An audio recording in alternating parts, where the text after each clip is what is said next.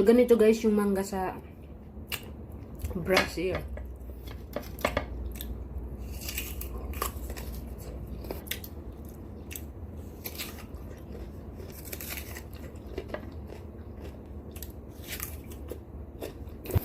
Ayan, continue natin yung mangga natin, yung tira, yung isang gabi. Kaya lang ang hirap talaga, ano yun, kahit balatan, dahil wala akong kutsilyo guys. So, ang gagawin ko lang ngayon, parang biyakin lang siya ng ganito.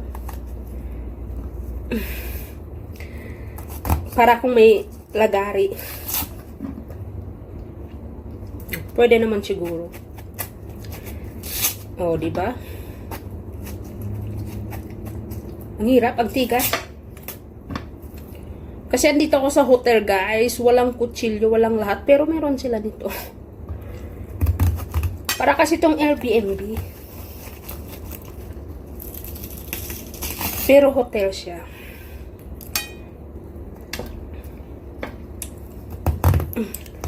Kainin ko na to kasi last day na namin bukas dito. Malapit nang uwi namin na sa papuntang Argentina.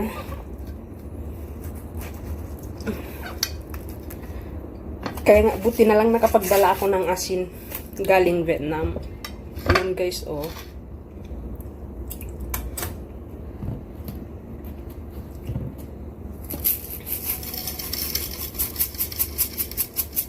Buti na lang siya, maanghang din siya.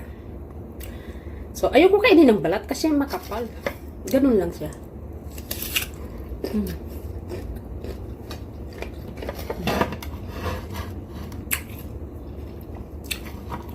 Harap.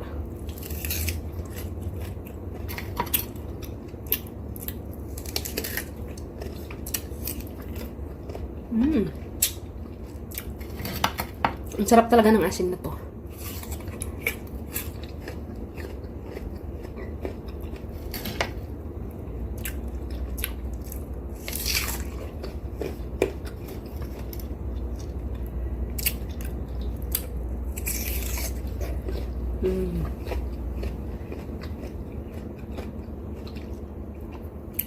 Ano yung background ko? Mga sinampay ko.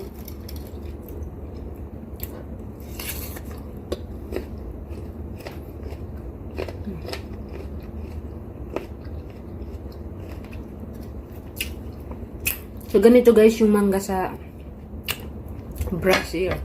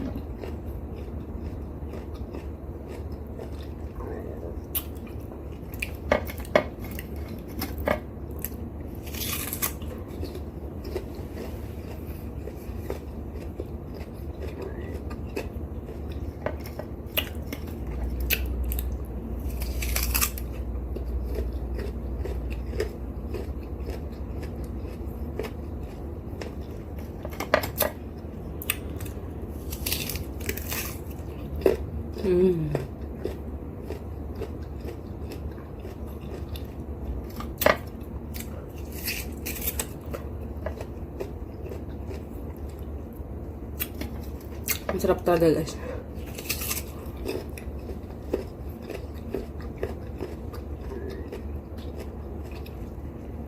Pero, pagdating natin sa Argentina, gagawa tayo ng sauce kahit walang mangga. Pwede rin tayo magmukbang ng apple green or cucumber.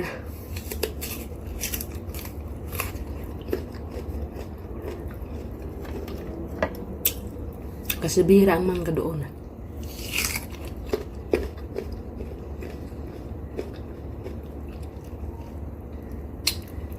paswertehan lang pag makahanap ka.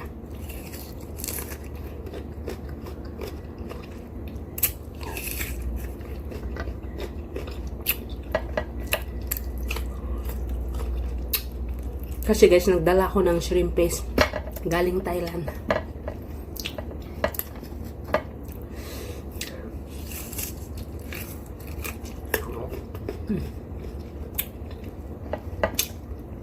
Ubus na ubus ko rin.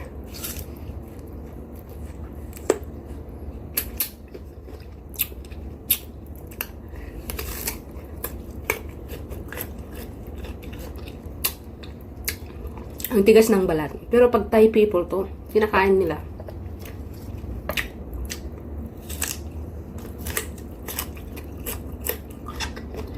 Diba? Hindi kaya.